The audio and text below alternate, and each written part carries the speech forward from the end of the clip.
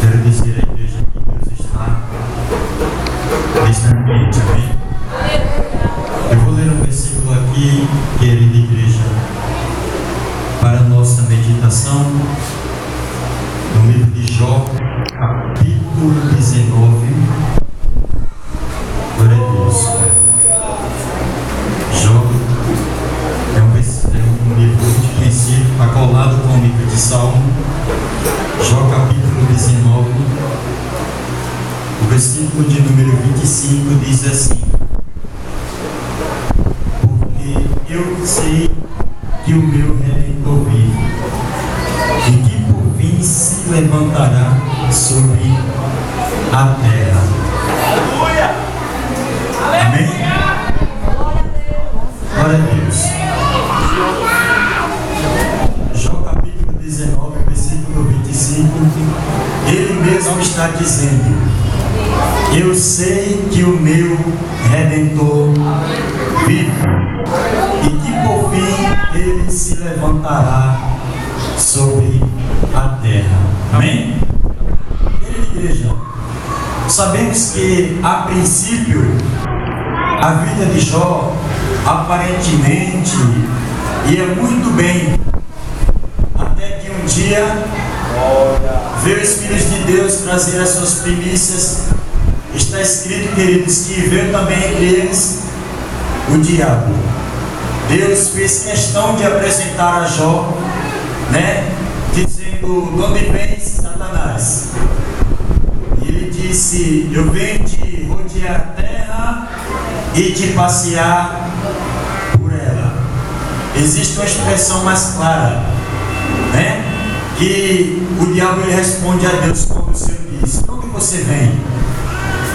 Aleluia. Em uma tradução mais clara, ele disse: Senhor, eu estava estudando, observando o comportamento dos homens. A Bíblia diz, amados, que Deus, já que ele estava observando o comportamento dos homens, Deus fez questão de apresentar Jó neste momento e disse: tu tem visto o meu servo Jó? Aí o diabo vai falar com Deus, dizendo: Senhor, o homem tem de tudo, ele não tem necessidade de nada, e qual é a pessoa que tendo tudo, essa pessoa não vai te glorificar e não vai te adorar? Está escrito, queridos, que Deus pôs a vida de Jó à prova, Deus, para provar a ele, ao diabo, que a fé de Jó não era constituída naquilo que ele possuía, mas disse a ele: então eu lhe dou a permissão para você retirar tudo que ele tem. E a Bíblia diz, amados, isso no capítulo 1, que o diabo saiu da presença de Deus, veio até Jó e pintou o 7 na vida de Jó. A primeira coisa que ele fez foi destruir a família de Jó. Mas interessante é isso, é que o diabo só aprontou na vida de Jó, só fez isso porque Deus permitiu. Aleluia! Aleluia! Querida igreja, não tenha medo, porque o diabo, ele só faz aquilo que Deus permitir.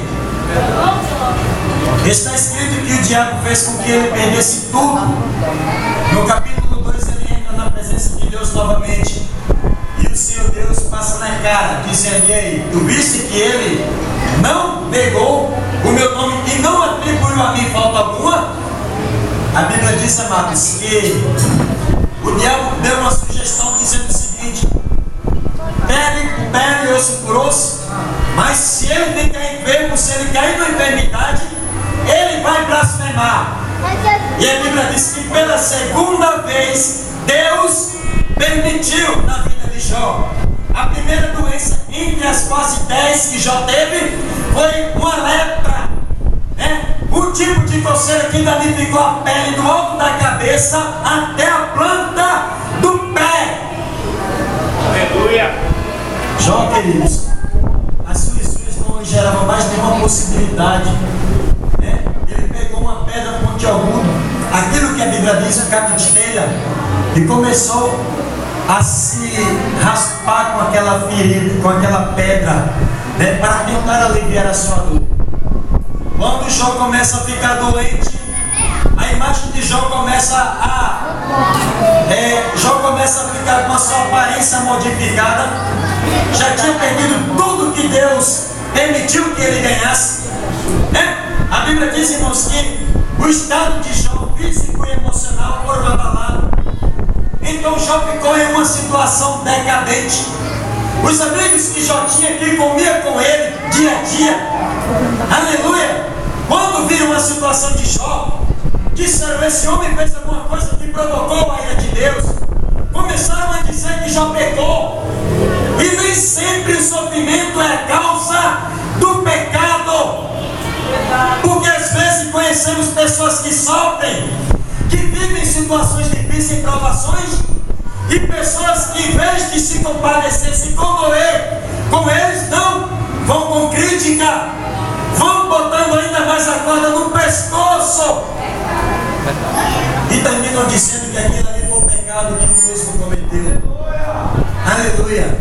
A esposa de Jó, a mulher que convivia com ele, né, que lhe deu 10 filhos, que dormia com ele, chegou um ponto em que, quando ela viu a situação do seu esposo, a Bíblia diz, irmãos, que ela mesma deu a Jó uma ordem, um conselho. Quando ela viu que a fé de Jó não se abalara com a situação que ele estava vivenciando, ela se aproximou dele e disse: tu ainda retém a tua sinceridade diante de Deus? Amaldiçoa a Deus e morre. Jó dá uma resposta grosseira a ela, né? Na verdade, ela estava querendo se livrar daquela situação. Aleluia. Ela não estava aceitando Jó daquele jeito. Ela tinha de tudo que ela queria. Jó tinha tudo que ele quis. Aleluia. Mas no momento mais difícil na vida dele, uma pessoa que estava com ele lado a lado, agora pede para a pessoa amaldiçoar a Deus e a pessoa morrer de qualquer forma.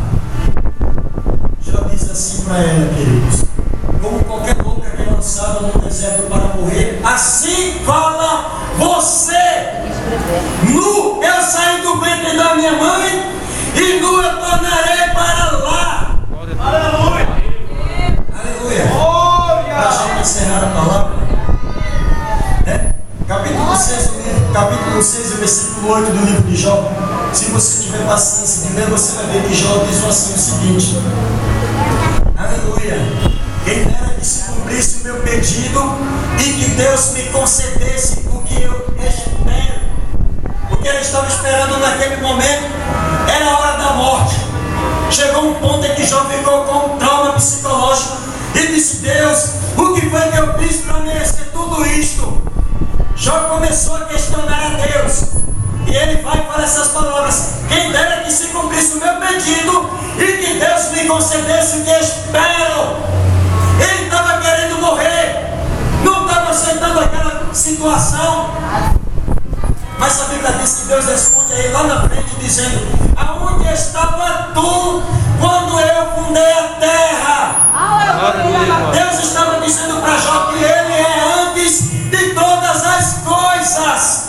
É ele quem cria a situação para abençoar e para também mandar e lançar a maldição. Um dia Jó está sentado nas cinzas, com os seus braços sobre as suas pernas, de cabeça baixa, se lamentando, dizendo: Deus, por que, Senhor? Porque os meus filhos, a minha família me abandonou agora, em que eu preciso deles. Aí Jó, ele olhou ali, né, uma árvore que estava por perto ali de onde ele estava se situando. Jó vê que os linheiros naquela época tinham cortado aquelas árvores, e de repente Jó vê no meio do tronco a plantação subindo novamente. Aí Jó fala, capítulo 14 e o versículo 7, dizendo: porque há esperança para a árvore que for cortada. Ele estava dizendo que para a solução dele tinha jeito. Aí quando chega o capítulo 19, o versículo 25, Jó diz, né? Porque Porque eu sei que o meu Redentor vive e que por fim ele se levantará sobre a terra. Siga essa Bíblia aqui, por favor, pessoal. Você vai entender porque o Pedro já falou isso. Aleluia. Quando eu cheguei aqui, quando eu fui aqui cumprimentar o pastor se levantou como mérito de honra para me receber. Então, quando o Jó vai se aproximando, os sacerdotes que ficavam na porta do templo naquela época, na porta do santuário, eles, quando viram a situação de Jó, estavam todos eles sentados. De costume, quando se aproximava alguém para o templo, ofereceu uma oferta, os sacerdotes, imediatamente eles se levantavam, para receber. Então, quando ele fechou na sua situação difícil, eles vão olhando, um entre outros começam a comentar e a dizer: lá vem ele, esse homem não pode mais passar do lugar que ele está para cá. A gente tem que pôr o freio nele, porque do jeito que ele está, ele não pode se aproximar. Por quê? Porque a situação dele foi um pecado que ele cometeu diante de Deus.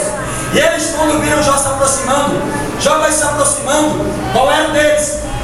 Eles deveriam se levantar para receber a Jó. Ficaram sentados. Jó percebeu, Jó parou.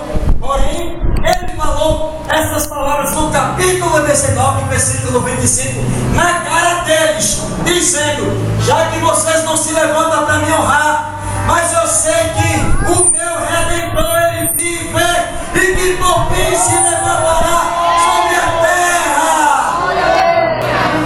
Para eu encerrar a igreja, aleluia.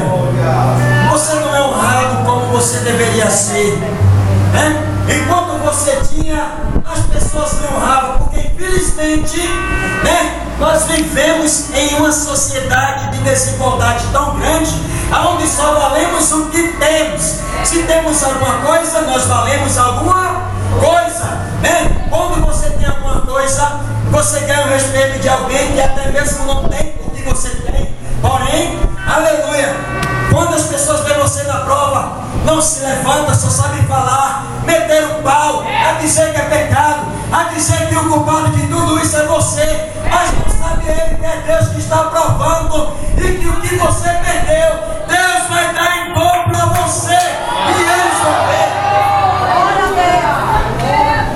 Aí Jó disse, queridos: eu sei que o meu Redentor vive e que por fim ele se levantará sobre a terra. É o Salmo 12, versículo 5.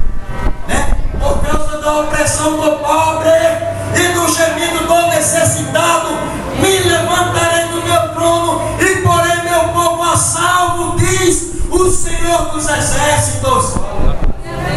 Queridos, pode alguém se levantar ou não?